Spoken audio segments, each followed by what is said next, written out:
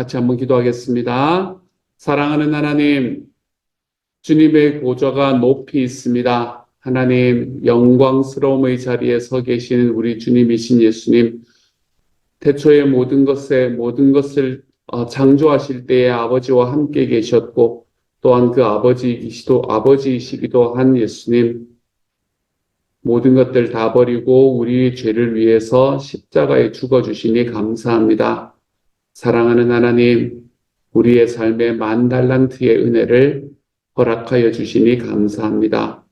주님, 죽을 수밖에 없는 죄인이 주님 때문에 살아나게 되었습니다. 사랑하는 주여, 우리의 삶에 우리 주님 때문에 살아나는 이 삶의 기쁨이 하나님, 우리의 삶 깊이 체험될 수 있는 주님의 사람 되도록 하나님 도우시고 함께 하여 주옵소서. 주여, 높으신 보좌에 계시는 주님께서 지금 우리를 위해서 또한 간구하고 계심을 삶 속에 깊이 경험하는 하루 되도록 하나님 도와주옵소서. 모든 말씀 우리 주님 예수님 이름으로 기도드립니다. 아멘. 하나님이 우리에게 주시는 말씀 함께 읽습니다. 요한계시록 1장 9절부터 20절까지의 말씀입니다. 요한계시록 1장 9절부터 20절까지의 말씀. 우리 같은 목소리로 함께 읽도록 하겠습니다. 같이 읽습니다. 시작. 나 요한은 너희 형제요 예수의 환난과 나라와 참음에 동참하는 자라. 하나님의 말씀과 예수를 증언하였으므로 말미암아 반모라 하는 섬에 있었더니 주의 날에 내가 성령에 감동되어 내 뒤에서 나는 나팔 소리 같은 큰 음성을 들으니 이르되 내가 보는 것을 두루마기 위에 써서 에베소, 서머나, 버가모, 두아디라, 사대, 빌라델비아, 라우디게아 등 7교회에 보내라 하시기로 몸을 돌이켜 나에게 말한 음성을 알아보려고 돌이킬 때에 7 금촛대를 보았는데 촛대 사이에 인자 같은 이가 발에 끌리는 옷을 입고 가슴에 금띠를 띠고 그의 머리와 털의 희기가 흰 양털 같고 눈 같으며 그의 눈은 불꽃 같고 그의 발은 풀무불에 단련한 빛난 주석 같고 그의 음성은 많은 물소리와 같으며 그의 오른손에 7 별이 있고 그의 입에서 좌우에 날선 검이 나오고 그 얼굴은 해가 힘있게 비치는 것 같더라. 내가 볼 때에 그의 발 앞에 엎드러져 죽은 자 같이 되매 그가 오른손을 내게 얹고 이르시되 두려워하지 말라. 나는 처음이요 마지막이니 곧 살아있는 자라. 내가 전에 죽었었노라. 볼지어다 이제 세세토록 살아있어 사망과 음부의 열쇠를 가졌노니 그러므로 내가 본 것과 지금 있는 일과 장차될 일을 기록하라. 내가 본 것은 내 오른손의 7 별의 비밀과 또 7 금촛대라. 7 별은 7 교회의 사자요 7 촛대는 7 교회니라. 아멘. 9절의 말씀에서 하나님께서는 요한을 통해서 요한이 이런 사람이다라고 이제 쓰도록 그렇게 명하십니다. 요한은 자기를 이야기할 때 어떻게 이야기하냐면 먼저 나 너희 형제다라고 이야기합니다. 요한이 내가 너희 형제다라고 이야기하는 이 자체가 뭐 크게 문제가 되는 것은 아닙니다. 뭐 크게 놀라운 일은 아닙니다. 하지만 이 당시를 생각하면 조금 놀라운 일이 될 수 있습니다. 요한이 요한계시록을 쓸 당시는 이미 예수님의 사도들은 이미 이 세상에서 다 떠나고 난 이제 요한 하나만이 예수님의 사도 중에서는 이 세상에 남은 상황이었습니다. 여러분, 아무리 제자들이 그 이후에 일어난 제자들이 아무리 하나님 앞에서 힘써서 섬기고 자라간다고 하더라도 예수님을 직접 만나고 예수님과 함께했던 사도의 권위에 비할 수가 있겠습니까? 그렇죠? 요한은 이제 하나님 앞에서 사람들 앞에서 이 예수님의 제자로서 유일하게 남은 사도로 나는 이런 사람이다 라고 이야기할 수 있는 모든 것들을 다 갖추고 있을 만한 때였습니다. 근데 그때 요한은 그 형제들을 향해서 나는 너희의 형제다 라고 이야기합니다. 내가 너희의 스승이 아니고 내가 너희의 사도가 아니고 내가 다른 어떤 것이 아니라 나는 그냥 너희의 형제일 뿐이다. 저는 이 말씀이 나는 너희 형제요, 나 요한은 너희 형제요라는 이 말씀이 요한이 가지고 있는 그 마음의 겸손함들을 얼마나 잘 보여주고 있는가라는 것을 다시 한번 깨닫게 되는 것 같습니다. 형제다. 사랑하는 여러분, 우리가 이렇게 교회 공동체 안에서 또는 가정에 있는 공동체 안에서 어떤 공동체 안에서 있든지 우리가 살아가는 삶에 나와 함께 살아가는 사람들과의 관계 속에서 나는 당신의 형제입니다. 라고 이야기하는 나는 당신의 자매입니다. 라고 이야기하는 이 자기 아이덴티피케이션이 우리들의 삶 속에서 좀 확실하게 자리 잡혔으면 좋겠습니다. 우리가 누군가와의 관계를 행해 나가는 데 있어서 겸손함이 그 중심에 있는 그런 관계를 우리가 좀 맺어봤으면 좋겠습니다. 내가 낸데 하기 시작할 때 관계 틀어짐이 일어나기 시작을 하는 거거든요. 내가 낸데가 아니라 나는 당신하고 똑같은 우리 주님 앞에서 형제이고 자매입니다. 우리가 그것을 좀 우리들의 마음에 딱 품고 형제 자매들과의 관계들을 해나가면 우리가 행하는 모든 일들 속에서 있는 관계 문제들 속에 참 많은 부분들이 하나님 앞에 풀려지지 않을까라는 생각을 이 짧은 말씀을 통해서 한번 해보게 되었습니다. 그리고 난 다음에 9절에서는 계속해서 예수의 환난과 나라와 참음에 동참하는 자라. 하나님의 말씀과 예수를 증언하였으므로 말미암아 반모라하는 섬에 있었더니, 여기서 섬에 있었다라는 것은 그냥 섬에 휴양하러 간 게 아니라 귀향을 갔다라고 이야기를 드렸었잖아요. 그렇죠? 반모섬에 지금 유배되어 있는 상황이라는 것을 우리가 볼 수 있게 됩니다. 그래서 자기가 왜 여기에 있게 되었는가, 이곳에 유배 오게 되었는가라고 이야기를 하면서 자기는 예수의 환난과 나라와 참음에 동참하는 자가 되었기 때문에 그렇다라고 이야기를 하고 있죠. 요한이 가졌던 이런 요한이 앞으로 볼 것들은 너무나 영광스러운 것들을 보게 될 거거든요. 오늘의 말씀에서부터 이미 요한은 예수님을 쳐다보기 시작을 하잖아요. 그렇죠?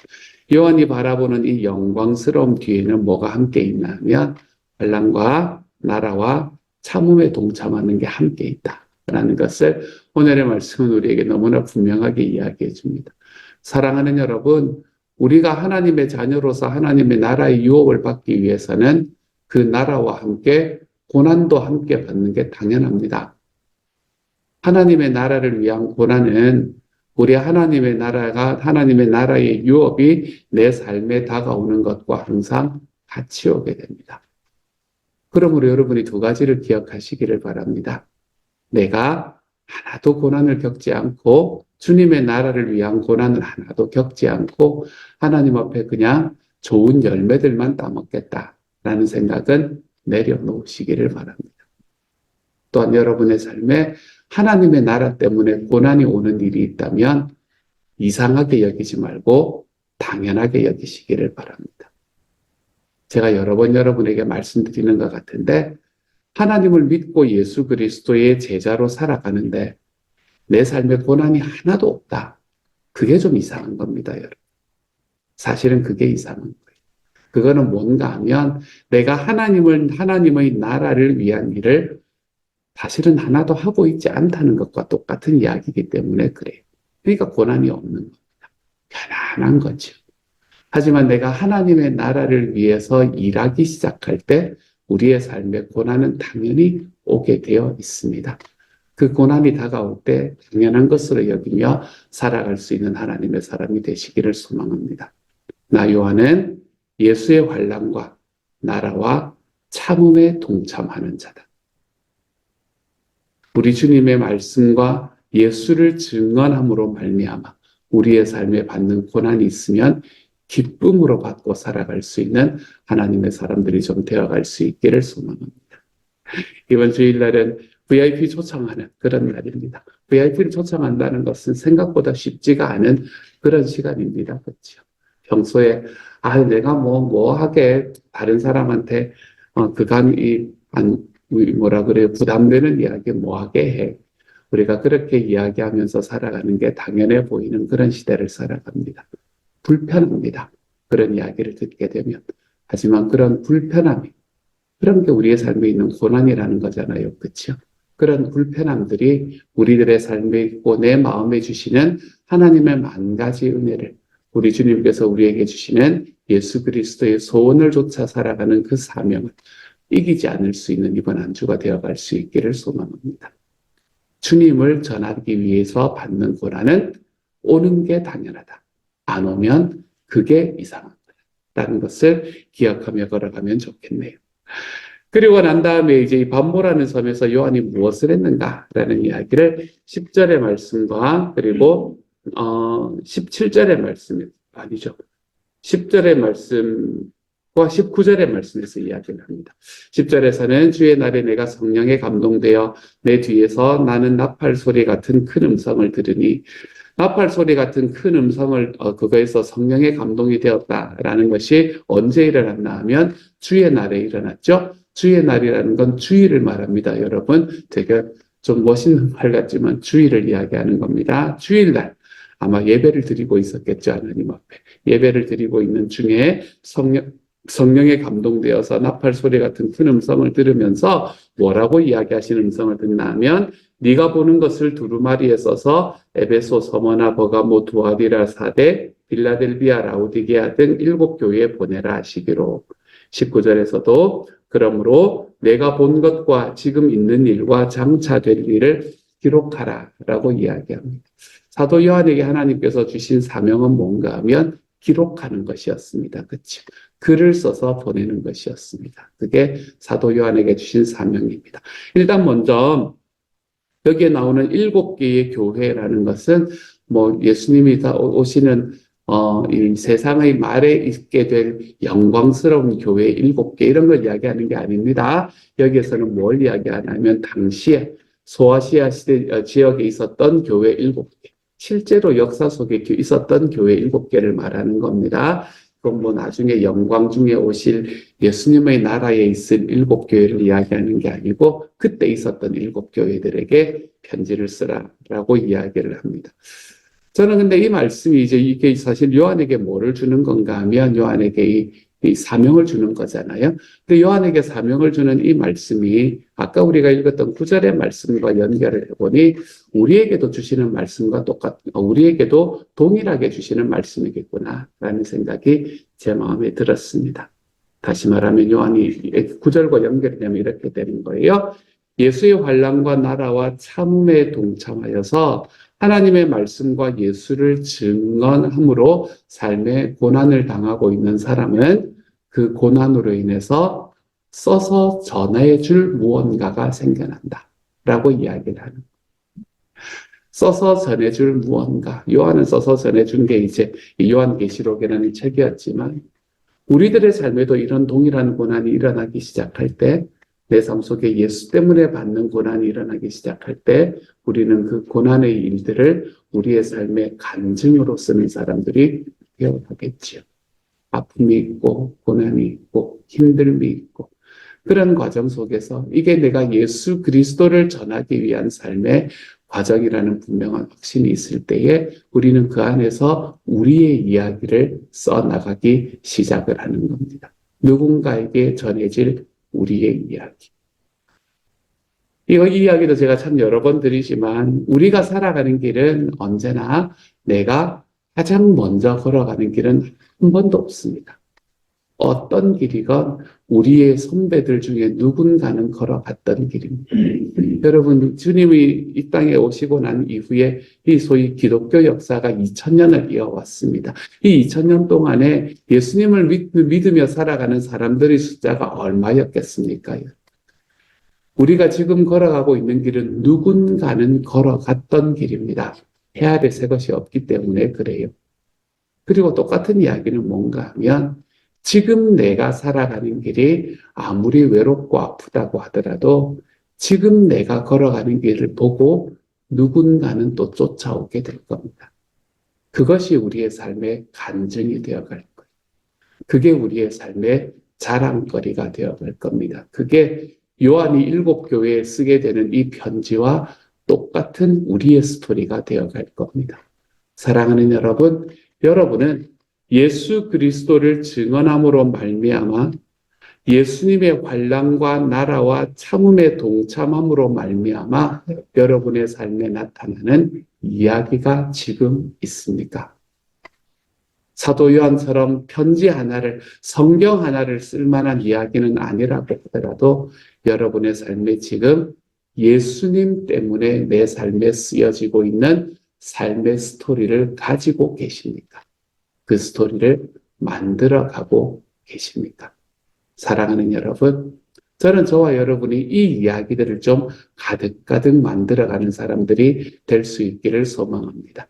이 이야기를 쓰는 것들이 너무 즐겁고 행복해서, 예수님께서 내 삶에 주시는 삶의 고난을 통해서 내 삶에 내가 함께 동참하는 예수의 나라와 환난과 참음 때문에 내 삶에 일어나는 이야기들이 쓰여지는 게 너무너무 행복해서, 그 고난이 힘든 것이지만, 환난이 아픈 것이지만 사실은 그것이 내 삶에 진짜 아픈 것은 아니다 라는 것을 좀 고백하며 살아가는 하나님의 사람들로 자라갈 수 있으면 좋겠습니다.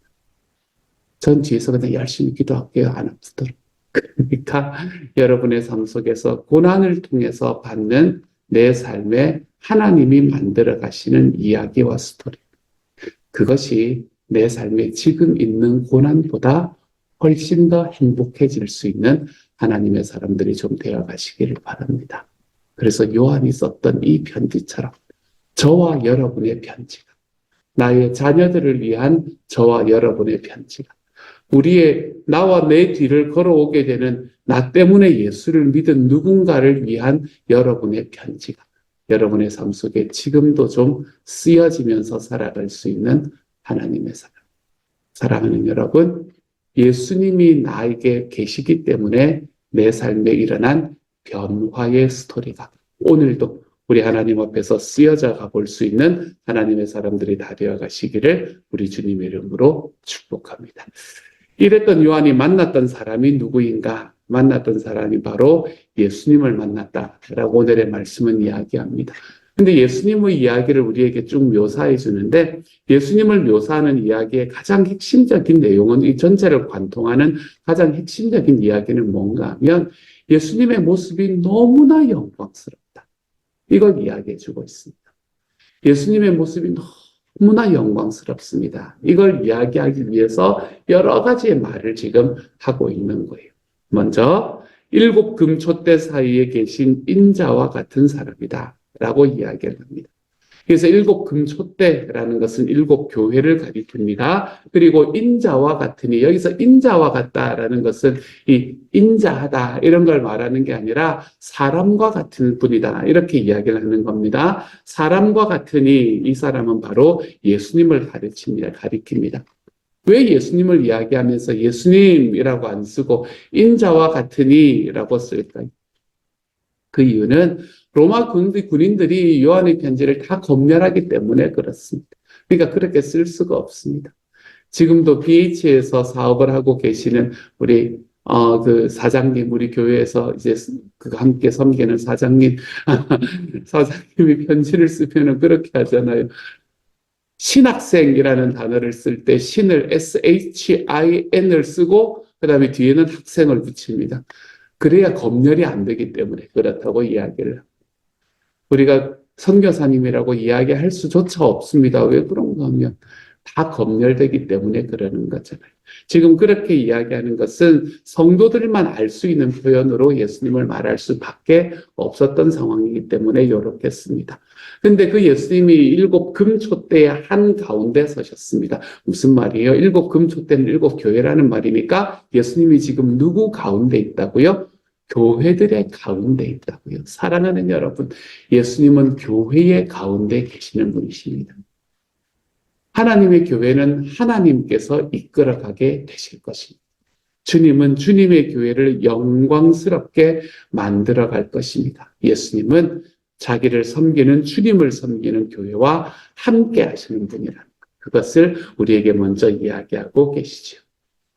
또한 그분은 발에 끌리는 긴 옷을 입고 가슴에는 금띠를 두르고 있었다라고 이야기합니다.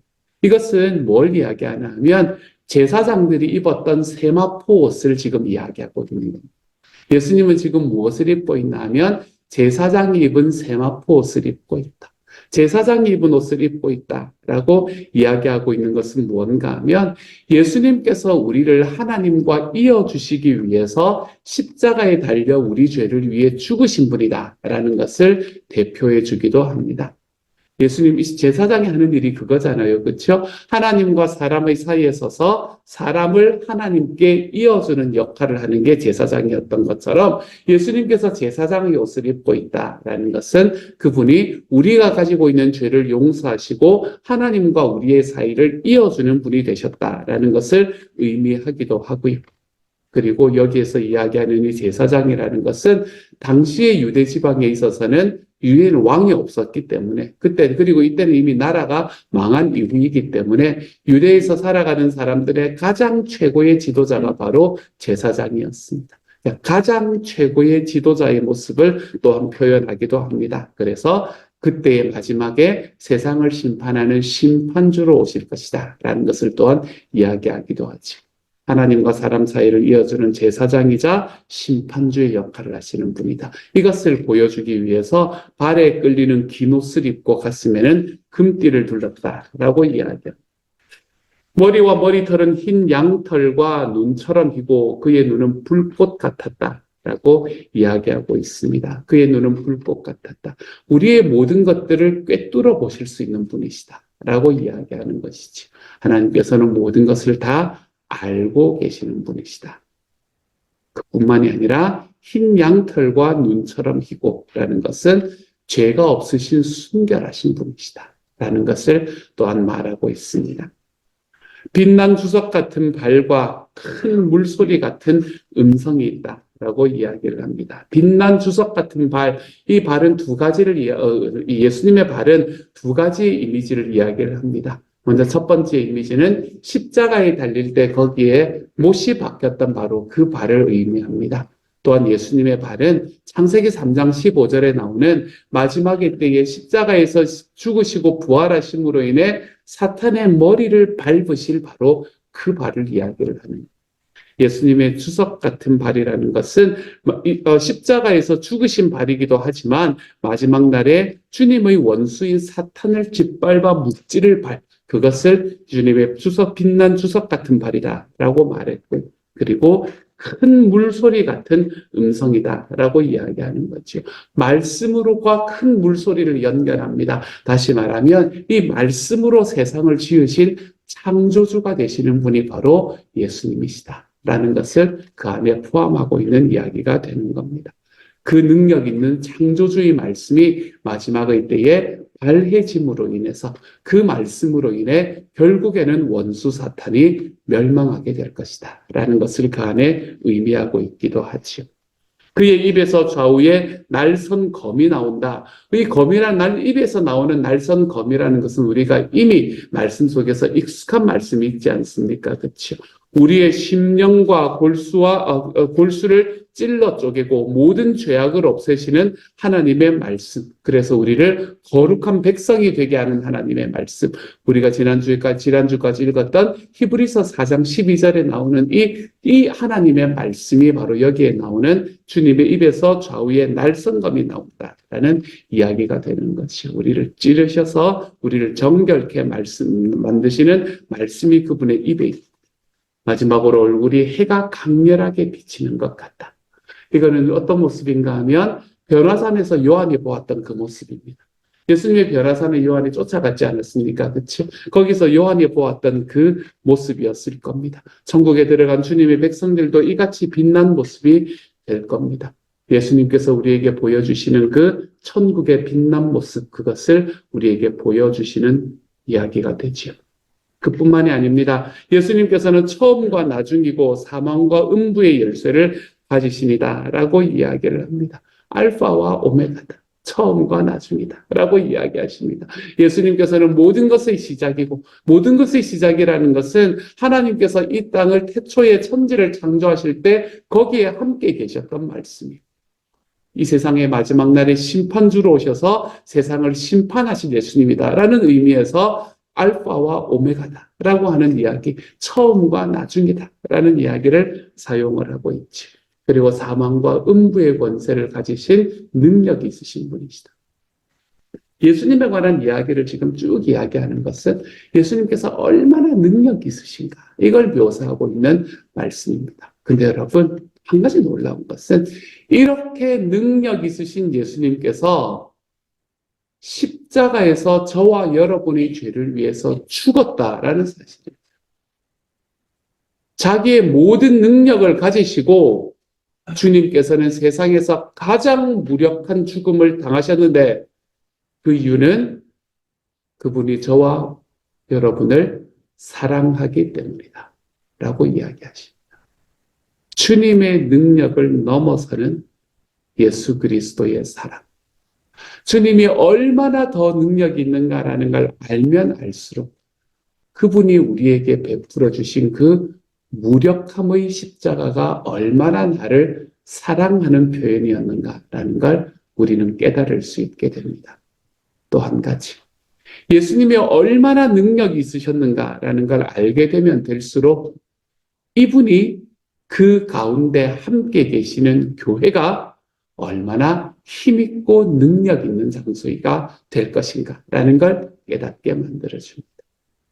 교회는 세상이 가지고 있는 물결에 이리 휩쓸리고 저리 휩쓸리다가 교회라는 정체성을 잃어버려도 괜찮은 그런 어떤 하나의 집단이 아닙니다. 교회는 그 가운데 능력 있으신 예수님께서 계시는 바로 그 장소, 그렇기 때문에 우리는 이 세상에서 승리할 수밖에 없는 하나님의 사람들이 되어 갈 것입니다. 교회는 하나님께서 우리에게 주신 그 말씀대로 살아가는 하나님의 사람은 결단코 세상이 우리에게 주는 이 문화와 물결에 휩쓸려서 넘어지지 않을 것입니다. 하나님의 교회는 이 능력 있으신 주님께서 그 가운데 서 계시는 바로 그 장소. 그러므로 사랑하는 여러분, 하나님이 교회에게 주시는 이 하나님의 능력을 저와 여러분의 삶에서 좀 받아 누리며 살아갈 줄 아는 하나님의 사람이 되고, 이런 교회, 이런 능력 있는 교회를 하나님 앞에서 만들어갈 줄 아는 하나님의 사람들이 좀 되어가시기를 우리 주님의 이름으로 축복합니다. 같이 한번 기도하도록 하죠.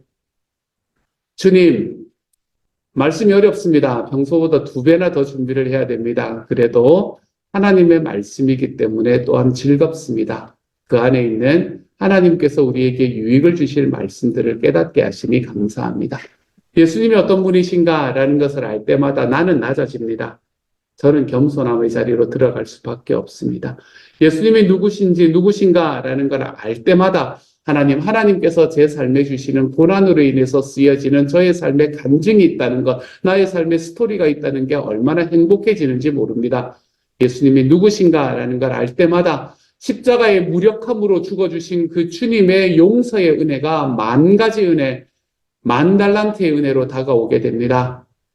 예수님이 누구신가라는 것을 알 때마다 7교회 가운데, 교회의 가운데 계시는 주님이 계시기 때문에 교회가 가지고 있는 그 하나님의 능력이 얼마나 큰가라는 걸 다시 한번 깨닫게 됩니다. 주님, 오늘 하루 살아가며 내가 그 안에 한 사람이다라는 것을 기억하고, 하나님이 주시는 이 능력 안에 서 있는 하나님의 교회의 한 사람으로서 우리가 살아가는 과정에 주님께서 우리의 삶에 쓰게 만들어 가시는 우리 주님 앞에서의 간증들이, 편지들이 이곳에 함께하는 모든 이들의 삶 속에서 펼쳐져 나갈 수 있는 하루가 되도록 주님이여 도와주옵소서. 모든 말씀 우리 주님 예수님 이름으로 기도드립니다. 아멘.